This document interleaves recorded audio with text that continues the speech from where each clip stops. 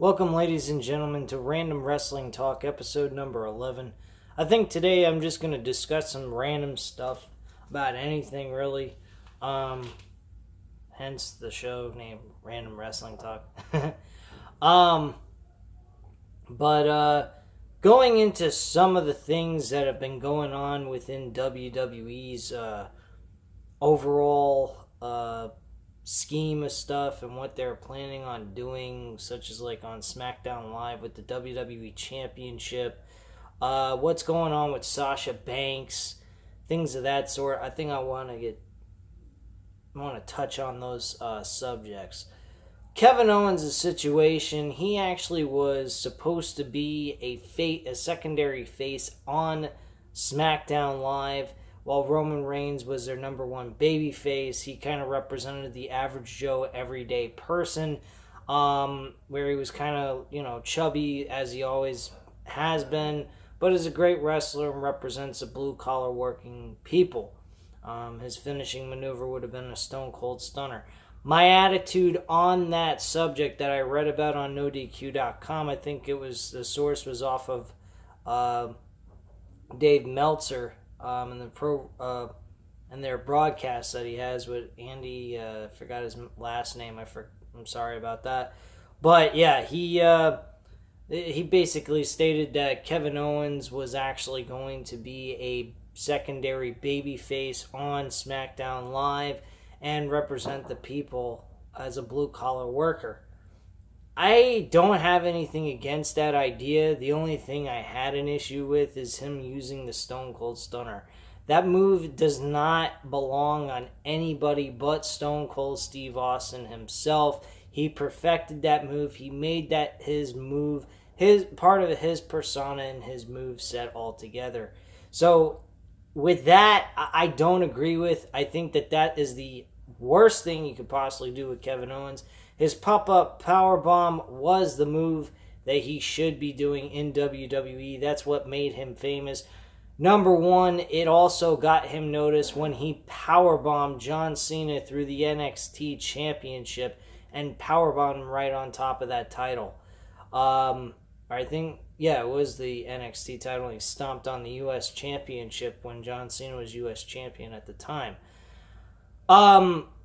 This go-round with Kevin Owens being this good guy character, I don't really have a problem with it per se, but I don't know if it really fits him right now. Reason why I say that, and I know that he turned heel within less than a month of being a face, but I think he fits well being a heel. Do I want to see him be a face eventually? Yes, most definitely. He's been a heel for a very long time. Been a heel since the time he came into WWE anyway. He's been a face and a heel in other companies like PWG, Pro Wrestling Guerrilla, and he's also been a face and a heel in Ring of Honor. So he's gotten the best of both worlds in both of those promotions, but here in WWE, all we've got to see him as is a heel. And the best person, fumbling on my words here, the best type of person and performer is a person that can do both a heel and a face and be liked either way. That is what a great performer can do. He can be believable, disliked as a heel, and very liked as a face. That is the key ingredient of being a great performer in professional wrestling, in my personal opinion. I don't know about other people's opinion about my own opinion. If they agree with that, fantastic. If they don't, oh well, I don't really give a shit. Bottom line, you got to be able to play both sides of the fence. Daniel Bryan has been superb either way he goes, face or heel. Who do I prefer him playing more as? I prefer him as a face. The reason why I prefer him as a face is because he's very likable. He doesn't have that look in his eyes that he's a fucking jerk off. He looks like a real genuine guy. And him playing a heel even, he gets away with it anyway, and he's still fucking great at it. Even though deep down, looking at him, he doesn't look like a bad guy. But the character he portrayed on WWE as WWE Champion, unbelievable. Unfucking believable. Very superb character he portrayed, and he just did a great job. Bottom line. He absolutely made you want to hate his guts.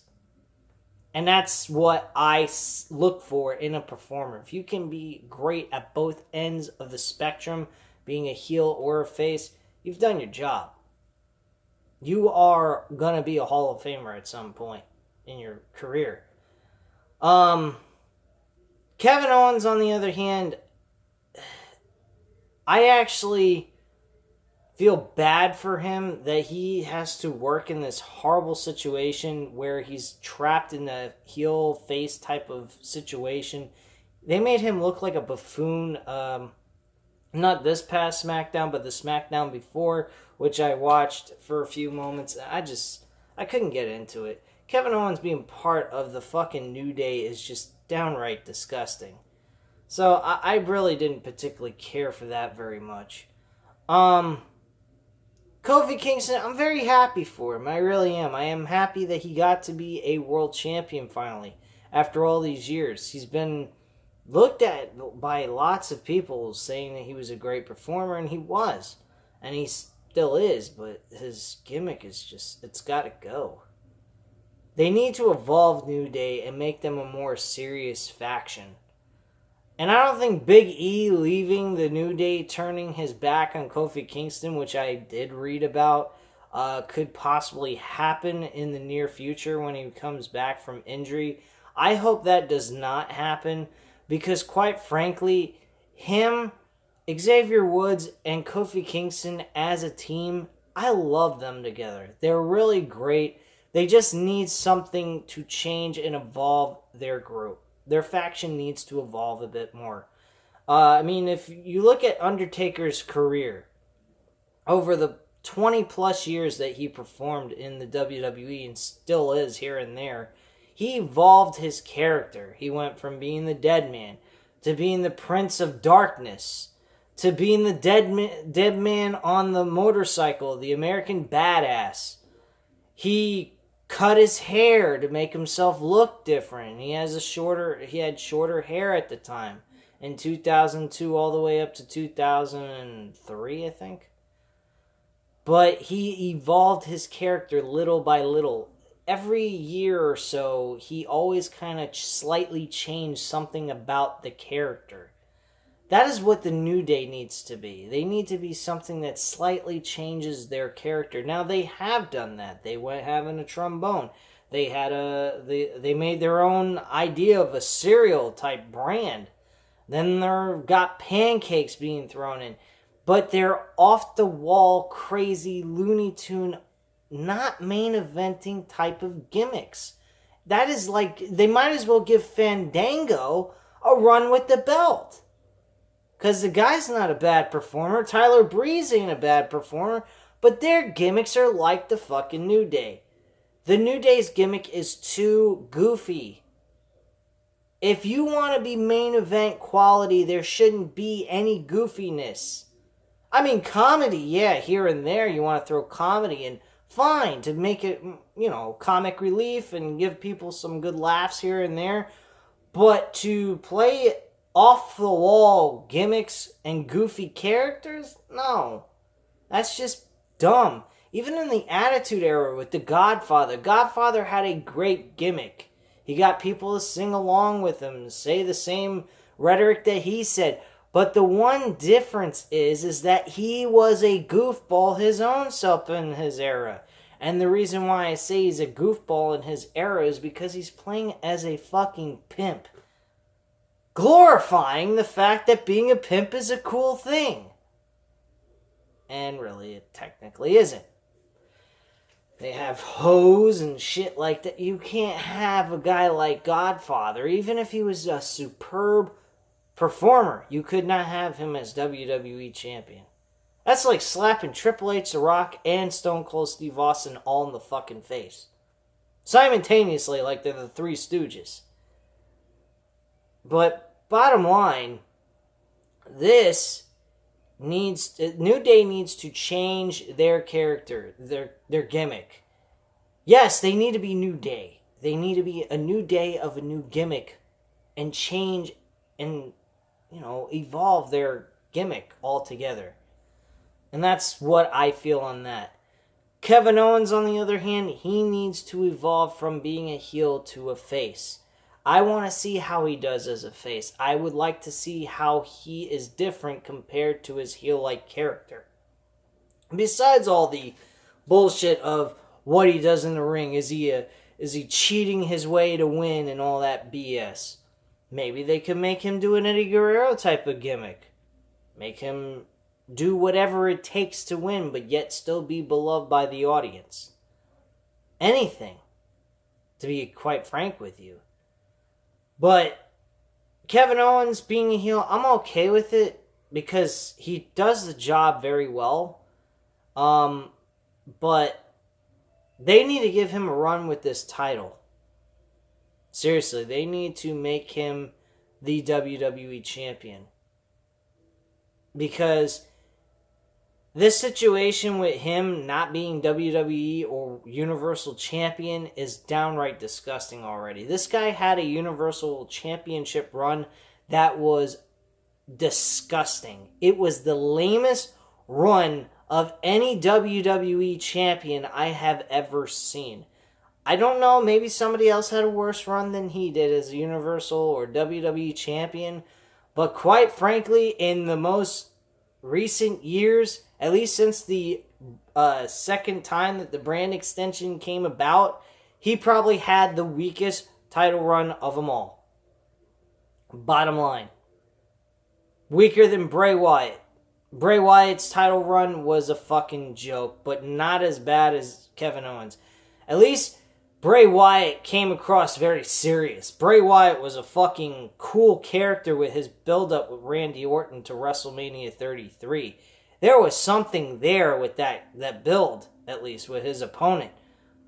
Kevin Owens is a fucking loser during that time when he was Universal Champion. He had Chris Jericho doing all the dirty work, all the leverage work for him, and helping him win each and every match.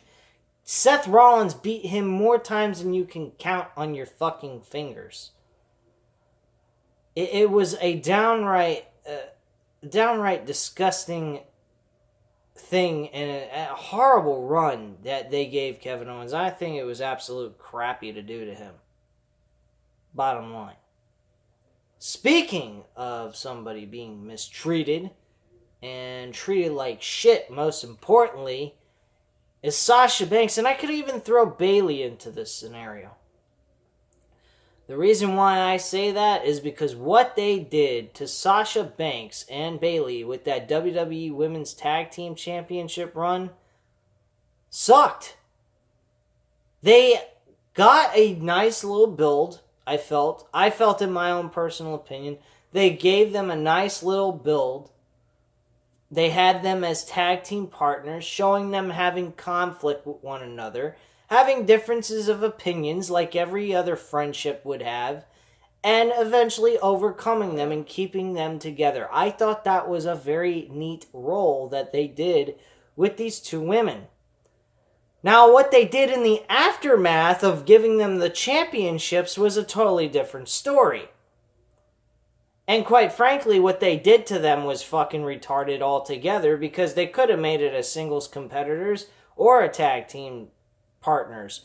But bottom line, they belonged more as individuals than tag team partners. They didn't need any kind of build. But quite frankly, as them tag team champions for being the very first tag team champions was a good idea. And what should have happened is they should have been given good opponents to face and then eventually lose those titles.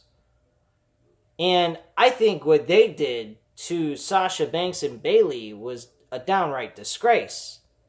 I mean, it's one thing to take the fucking titles off of them. It's another thing to give the titles to the Iconics, who I have heard recently in reviews from YouTubers that they have lost every fucking match since they were given the damn titles. Now, what you gonna tell me when they defend the titles at fucking Money in the Bank on May 19th, which probably will happen eventually. Don't get me wrong, I'm not watching the current product live in the time that it's being done. I really don't care anymore. I've just paid attention to news and rumors, and I'm going to watch pay-per-views and give my opinions on them and just give you what I thought of the program, how the event went, and how good it was. But with Sasha Banks and Bayley, they were given a nice little start to it, and then it just kind of died out. And then they lost the titles to the Iconics. And I quite frankly do not like that. Iconics do not deserve to be tag team champions. I think all of us can agree on that subject. If any of you that have watched this video don't agree with my comment that the Iconics should not be champions, and you think they should be, please unsubscribe to my channel. Unsubscribe now. Because the Iconics are shit. They are downright garbage. I think the Iconics are by far the worst tag team in history and probably the worst female performer since Eva Marie. If you remember that fucking broad. At least they perform in the ring, but Eva Marie takes the cake of all female performers of all time because she was absolute crap to begin with. But they are just almost as bad as Eva Marie. They are crappy performers. They do not know how to entertain. They can't even get you to laugh. I think Carmella with R-Truth is funnier than these two bitches. Bottom line. And that's going a stretch. Because what she does with R-Truth is downright ridiculous as well. With the 7-second dance break. I don't understand why it's 7 seconds. Why can't it be 5 seconds or 10 seconds? God help us, let it be 5. If they were going to lower. If they were going to change the time, let it be less, not more. But bottom line to this, I felt that Sasha Banks and Bayley should have lost these tag team titles maybe at a different time. SummerSlam probably would have been the best moment for them to lose the titles and lose it to a good tag team. Oi Shirai and Kairi Sane would have been a great two people in the tag team division that should have taken those titles. Really, that's what should have happened.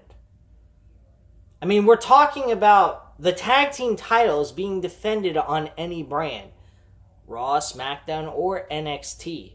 They had these women come to NXT to state that. Have we seen them yet do anything? Have a title match? Have any kind of interaction with the women down in NXT? No. Instead, we have Kairi Sane called up to the main roster on SmackDown and tag teaming with Asuka. Why is Asuka tag teaming with Kairi Sane? Would someone please tell me that in the comments below? That makes no fucking sense to me whatsoever.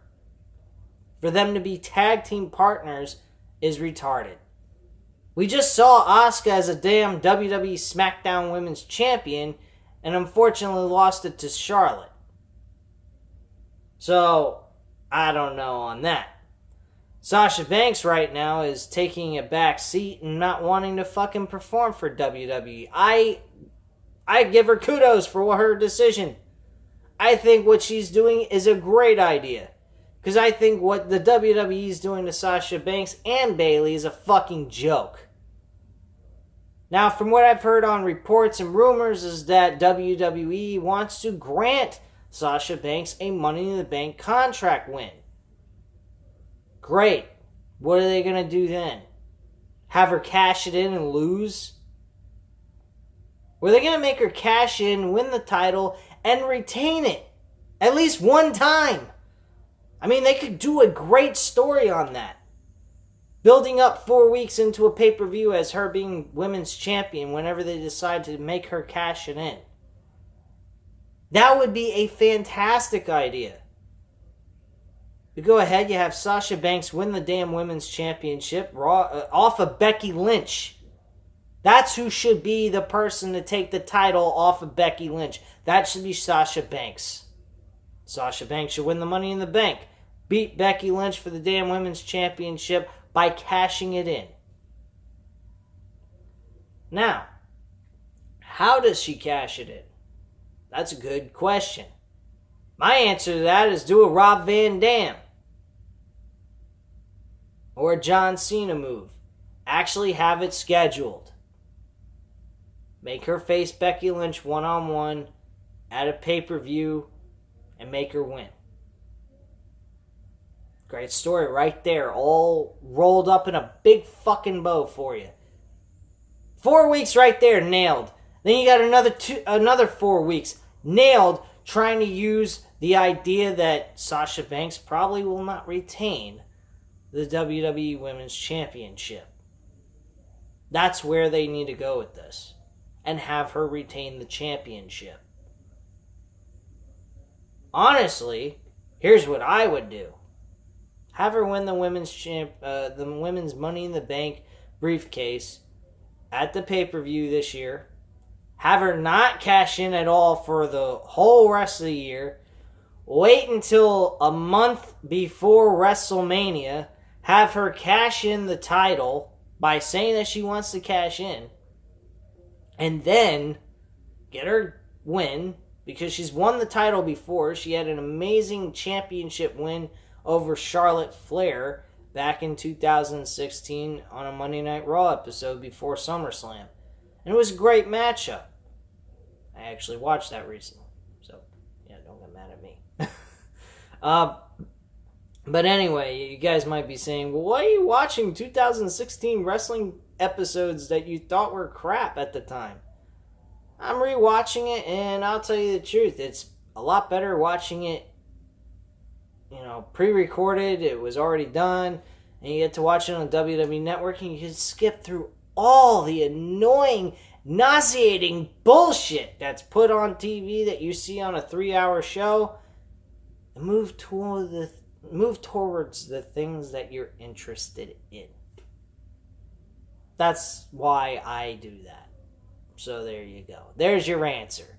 I also look into episodes from the Attitude Era. I look into episodes in the Ruthless Aggression Era. So on and so forth. So I'm all over the place on the WWE Network, making use out of that fucking subscription. And there you go. But will I watch the WWE Modern Day product live and in person? Will I go ahead and sit through a lousy 3 hours live? Fuck no. Ain't happening. No fucking way.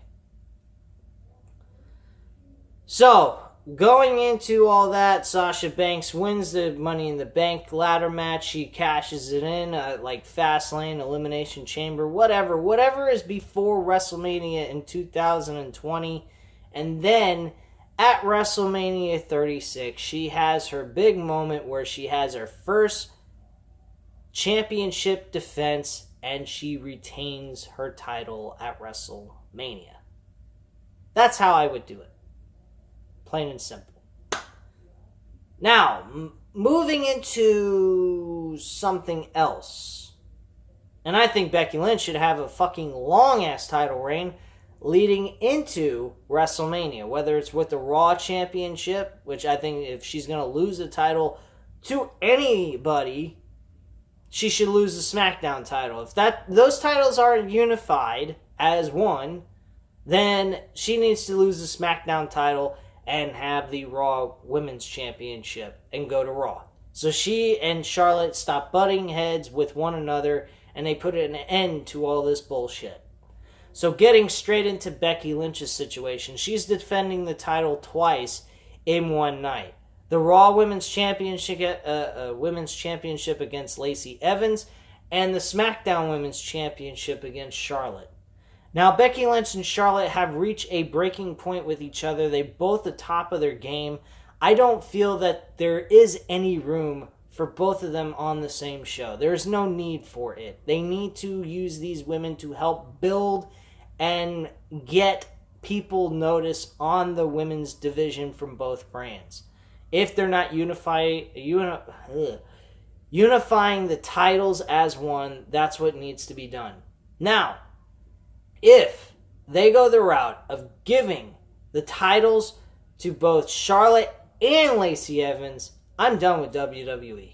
I will not do another fucking review of any fucking pay-per-view at all ever again on this channel. I don't know what the fuck I'm going to do to provide you wrestling content per se, but I can't do this anymore. After something like that, if they were to do something like that, I can't do it. I will not care to watch the pay-per-views live anymore. I won't give a shit. Because each and every fucking year, they get worse and worse and worse. They are not caring about the wrestling. They don't care about the progress of the characters or what is being done.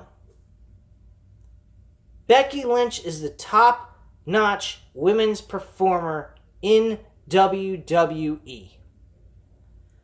Charlotte Flair is another one. She's the top heel in WWE. Those two women need to be champions. If you're going to have two damn titles, fine with me. I don't have a problem with Charlotte beating Becky Lynch for the SmackDown Women's Championship. As long as Becky Lynch has still got the Raw Women's Championship while she's representing Raw and Charlotte's representing SmackDown.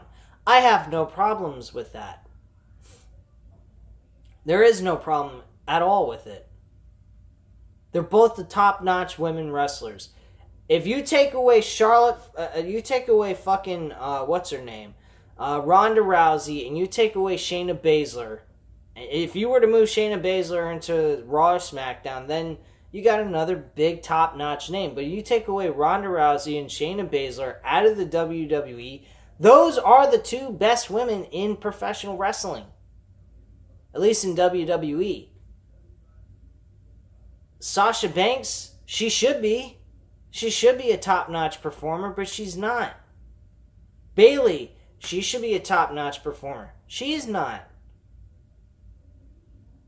These are four women that were representing NXT and bringing upon the new age of women's wrestling in WWE at a large platform like WWE. And yet, two of the four women are being treated like garbage, and I have no idea why. It makes no sense to me whatsoever. And Becky Lynch is just a very fortunate person to be in a situation that turned out very well for her. But now it may turn out that she may get ultimately screwed altogether, and it didn't even matter what she did at WrestleMania. I mean, I don't care about the botch finish, okay? That is something that just happened, you know?